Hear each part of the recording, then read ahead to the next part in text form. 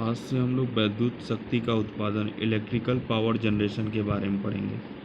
चलिए जानते हैं। विद्युत प्रणालियों का उत्पादन वोल्टेज कितना होता है? याद रखिए 11 केवी। विद्युत प्रणालियों के उत्पादन 11 केवी अथवा 33 केवी पर होता है। भारत में उत्पादन 11 केवी पर ही किया जाता है। 33 केवी पर उत्पादन विदेशों में जैसे अमेरिका, रूस इत्यादि में किया जाता है। थर्मल पावर प्लांट में टरबाइन की स्थिति पोजीशन क्या है? बॉयलर और जनरेटर के बीच में। बॉयलर और जनरेटर के बीच में। थर्मल पावर प्लांट में टरबाइन की स्थिति बॉयलर और जनरेटर के बीच में होती है। बॉयलर में पानी से भाप बनाया जाता है। टरबाइन से यांत्रिक ऊर्जा प्राप्त होती है जो कि जनरेटर के लिए प्राइम मूवर का कार्य करती है। हाइड्रो इलेक्ट्रिक पावर प्लांट में सर्ज टैंक का होना निम्नलिखित में से कौन सा उद्देश्य है? It reduce the water hammer effect in the पेनिस्टाक।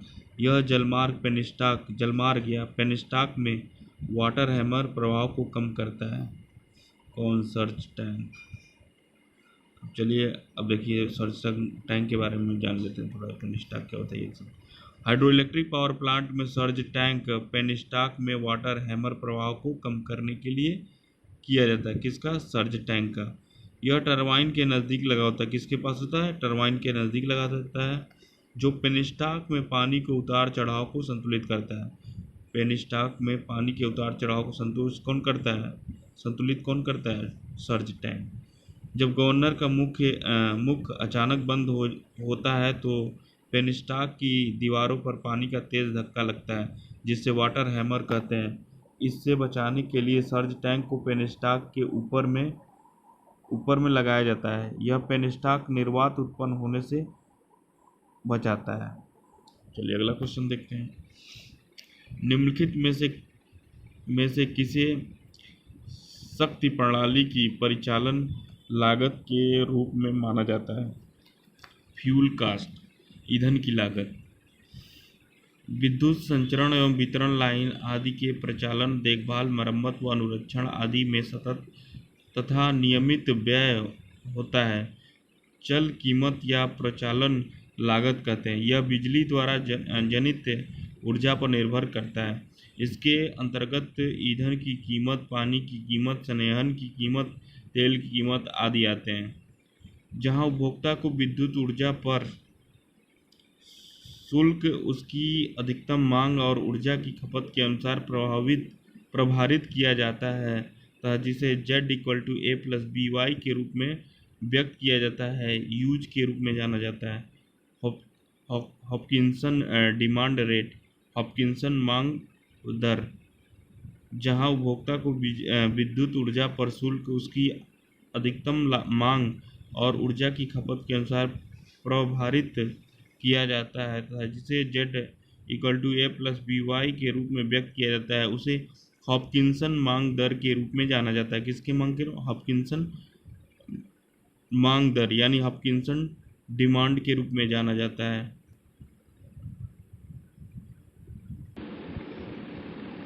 बिजली उत्पादन के लिए सौर पैनल प्लेट का उपयोग किया जाता है। फोटोवोल्टाइक प्लेट का यूज किया जाता है। बिजली उत्पादन के लिए सौर पैनल फोटोवोल्टाइक प्लेट का उपयोग करता है। फोटोवोल्टाइक प्लेट से डीसी धारा उत्पन्न होती है, जिसके पश्चात विद्युत ऊर्जा को बैटरी में संग्रहित कर लिया जाता है, जिससे सूर्य के विकिरण के अभाव में उसका आवश्यकता के अनुसार प्रयोग हो सके।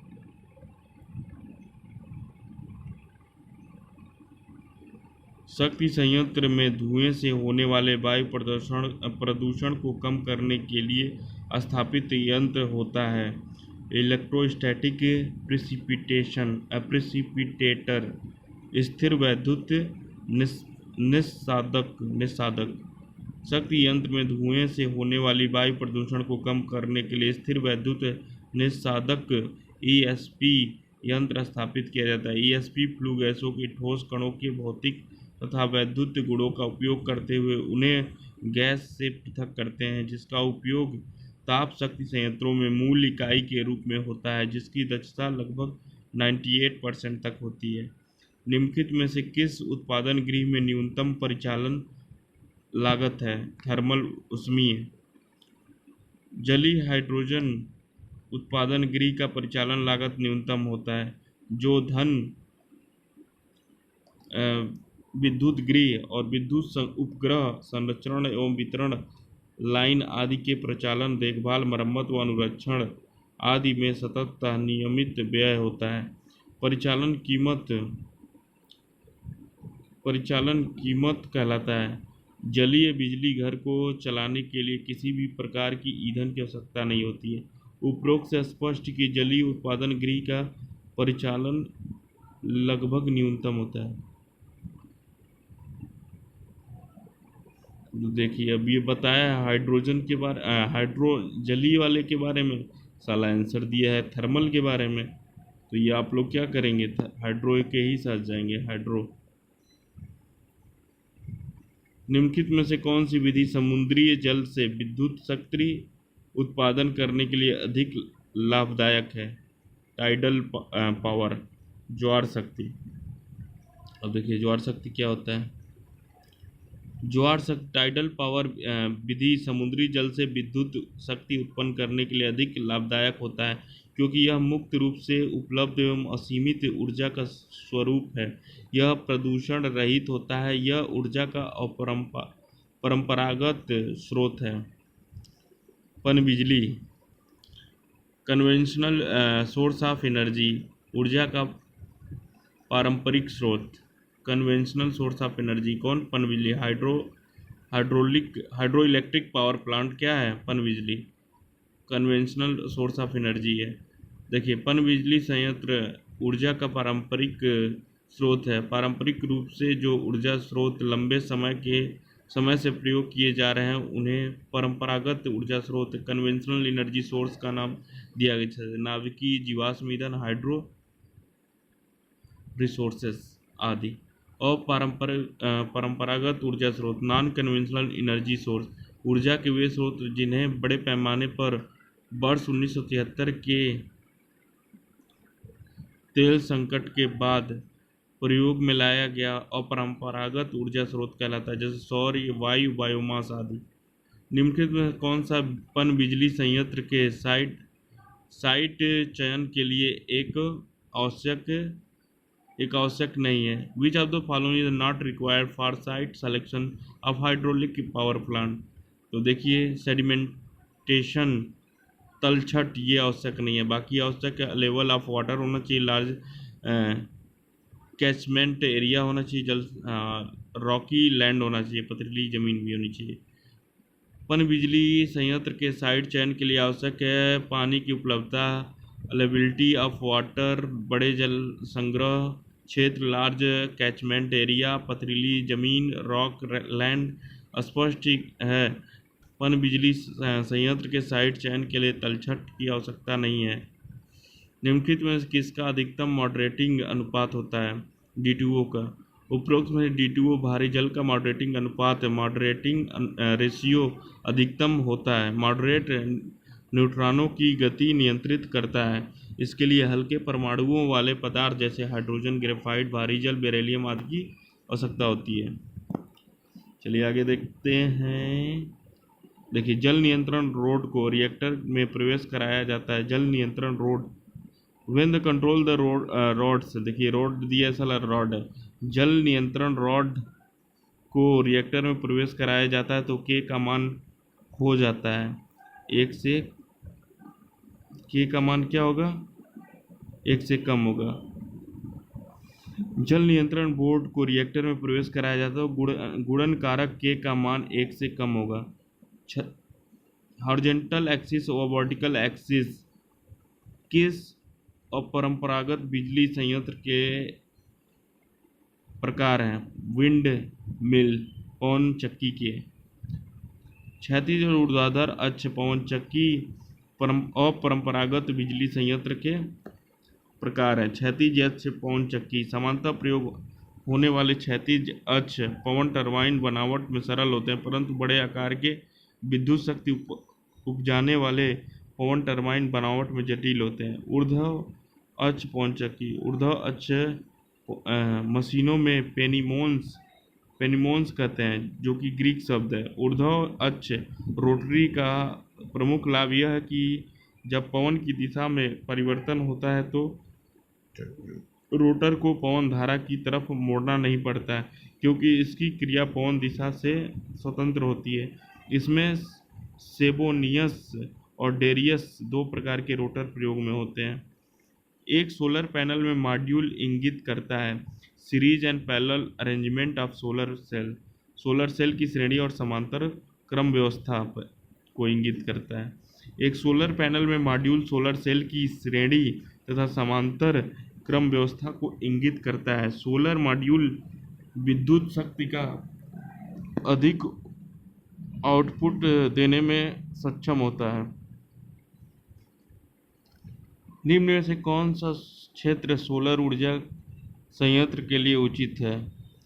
हॉट एंड एराइड जोन्स, गर्म व शुष्क क्षेत्र।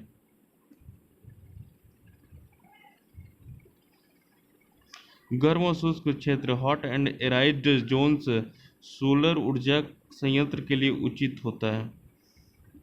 तापीय पावर प्लांट की क्षमता को बढ़ाया जा सकता है।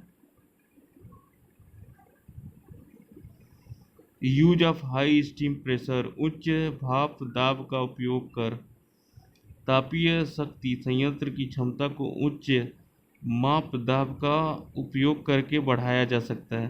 ताप शक्ति संयंत्र की लगभग दक्षता 30% होती है। ताप शक्ति संयंत्र मूल रूप से रैंकिन चक्र पर आधारित है। देखिए, मैं एक्सप्लेन इसका इसलिए दिखा रहा हूँ ताकि इसके साथ 3-4 क्वेश्चन आपके और तैयार हो जाए। ठीक है, और मैंने इसलिए इसी का एग्जैक्ट लिया ताकि इसमें हमारे मतलब हम लोग त्रुटियां कम करें, गलतियां ज़्यादा ना हो, जो पढ़ें परफेक्ट पढ़ें। लोड फैक्टर डिफिनीशन क्या है? लोड गुणांक परिभाषित किया जाता है। लोड फैक्टर होता है average load upon maximum load. Load factor होता है average load upon maximum load, औसत लोड अपॉन उच्चतम लोड।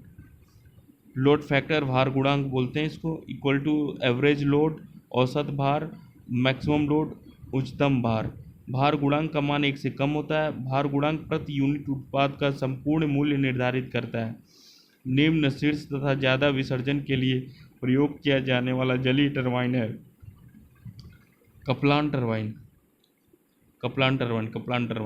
कम शीर्ष और उच्च डिस्चार्ज के लिए कपलान टरबाइन का प्रयोग किया जाता है। मध्यम शीर्ष और मध्यम डिस्चार्ज के लिए फ्रांसीसी टरबाइन का प्रयोग किया जाता है। उच्च शीर्ष और कम डिस्चार्ज के लिए पेल्टन टरबाइन का प्रयोग किया जाता है। याद रखिएगा, तीनों 3 क्वेश्चन बनेंगे यहाँ से।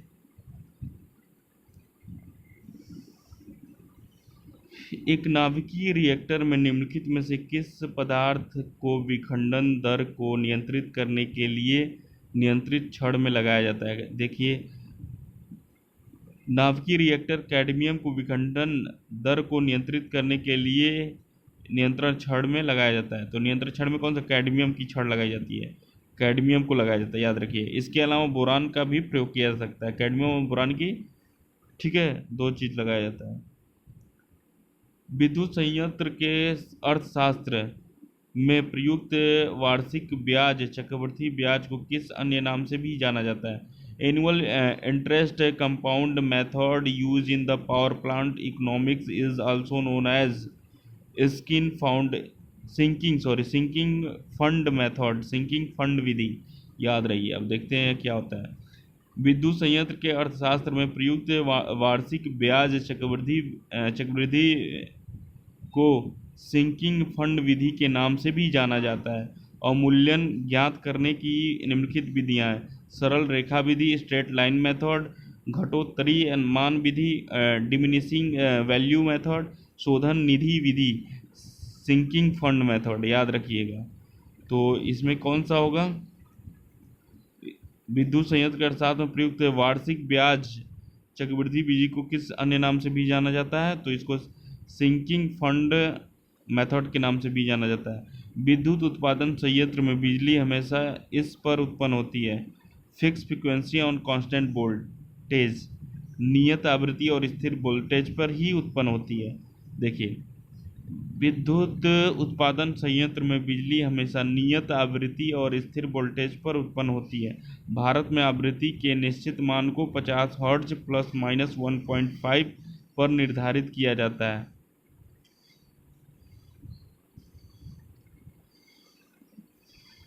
दिए गए कथनों में से जल विद्युत उत्पादन प्रणाली के संबंध में सही विकल्प है।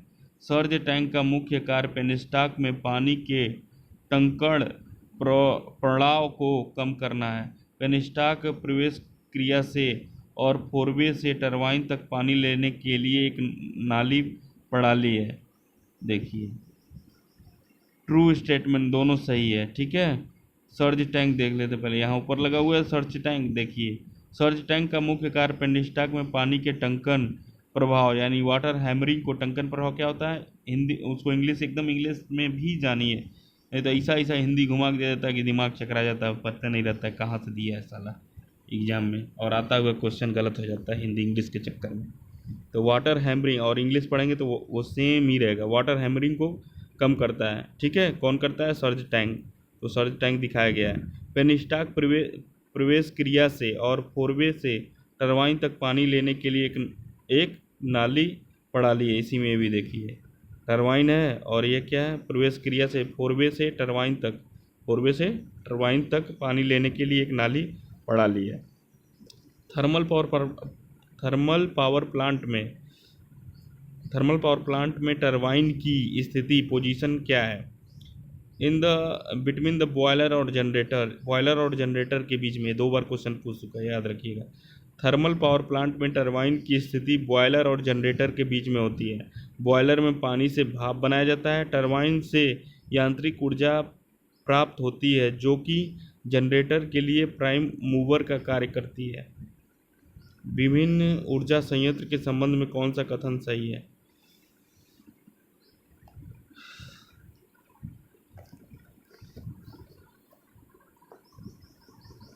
देखिए, maintenance cost of nuclear power plant is higher than diesel power plant as a highly skilled workers are required. परमाणु ऊर्जा संयंत्रों की रखरखाव लागत डीजल ऊर्जा संयंत्रों से ज़्यादा होती है क्योंकि बेहद कुशल कर्मियों की ज़रूरत होती है। परमाणु ऊर्जा संयंत्रों की रखरखाव लागत डीजल ऊर्जा संयंत्रों से ज़्यादा है क्योंकि इसमें बेहद कुशल कर्मियों की ज़रूरत होती है। परमाणु ऊर्जा संयंत्रों को आबादी वाले क्षेत्रों में स्थापित नहीं किया जाता है क्योंकि इससे विकिरण उत्पन्न होने की संभावना होती है जो कि नुकसानदेह है। भाप द्वारा संचालित ऊर्जा संयंत्रों का चालू लागत अधिक होता है। हाइड्रो शक्ति संयंत्रों का चालू लागत सबसे कम होता है। इस संयंत्र से कोई प्रदूषण भी नहीं होता है। निम्नलिखित में से कौन से प्लांट की उत्पादन जस्टेशन की अवधि अधिक होती है? तो लार्ज हाइड्रो पावर प्लांट, बड़ा जल संयंत्र की उत्पादन की अवधि अधिक होती है। जल विद्युत संयंत्र का रनिंग कास्ट सबसे कम होता है। जल विद्युत संयंत्र को किसी भी प्रकार का प्रदूषण नहीं होता है। ताप विद्युत संयंत्र 30 से 40% इसकी आयु होती है। 30 से 32% इसकी दक्षता होती है। जल विद्युत संयंत्र 85 से 90% इसकी दक्षता होती है। 80 से 100 वर्ष तक इसकी आयु होती है। परमाणु ऊर्जा संयंत्र 40 से 60 वर्ष होती है। 55% इसकी दक्षता होती है। डीजल शक्ति संयंत्र का 47% होती है। 15 वर्ष इसकी आयु है। गैस शक्ति संयंत्र का 32 से 38 वर्ष है। 10 से 15 वर्ष। न्यूमेरिकल अलग से वीडियो बना के देखेंगे हम लोग। चलो इसको देखो यार, ये वाला क्वेश्चन, गैस कूल्ड रिएक्टर इसको बोलते हैं। गैस कोल्ड रिएक्टर को GCR में मॉडरेटर के रूप में निम्नलिखित में से क्या प्रयुक्त किया जाता है? देखिए, इसमें ग्रेफाइट ओनली मॉडरेटर क्या होगा? ग्रेफाइट ओनली, केवल ग्रेफाइट का ही प्रयोग किया जाता है। गैस कूल्ड रिएक्टर में मॉडरेटर के रूप में केवल ग्रेफाइट का प्रयोग किया जाता है।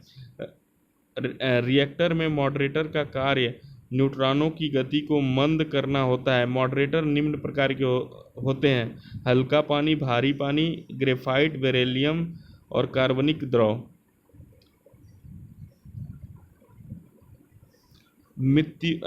मितोपयोजक का इकोनोमाइज़र का प्रयोग दक्षता बढ़ाने के लिए किया जाता है। देखिए पहली बात, इकोनोमाइज़र बॉयलर में यूज होता है, पहली बात याद रखिएगा। मितोपयोजक यानी इकोनोमाइज़र, देखिए मितोपयोजक हिंदी नाम है, इकोनोमाइज़र इंग्लिश। सिंपल एक इकोनोमाइज़र पढ़ेंगे तो हमेशा मात नहीं खाएंगे, भैया हिंदी बड़ा वो है, कहीं कुछ और लिख देगा। का प्रयोग बॉयलर की दक्षता बढ़ाने के लिए किया जाता है। मितोपयोजक थर्मल पावर प्लांट में सहायक उपकरण होता है जो बॉयलर में गर्म पानी भेजने का कार्य करता है, जिससे बॉयलर की दक्षता लगभग 6 से 10% बढ़ जाती है। परमाणु बिजली उत्पादन संयंत्र का ईंधन है यूरेनियम थोरियम, याद रखिएगा यूरेनियम थोरियम। परमाणु बिजली संयंत्र का प्रमुख ईंधन यूरेनियम और थोरियम है, जिसमें एक परमाणु रिएक्टर होता है जिसे परमाणु भट्ठी कहते हैं, जिसमें यूरेनियम 235 का नियंत्रित विखंडन कराया जाता है और विखंडन के दौरान निकलने वाली उष्मा से पानी को गर्म करके भाप बनाया जाता है, जिससे भाप टरबाइन चलती है और टरबाइन से लगा हुआ अल्टरनेटर के माध्यम से बिजली उत्पन्न की जाती है। इस प्लांट की प्रारंभिक लागत सबसे ज़्यादा और ईंधन ढुलाई लागत सबसे कम होती है।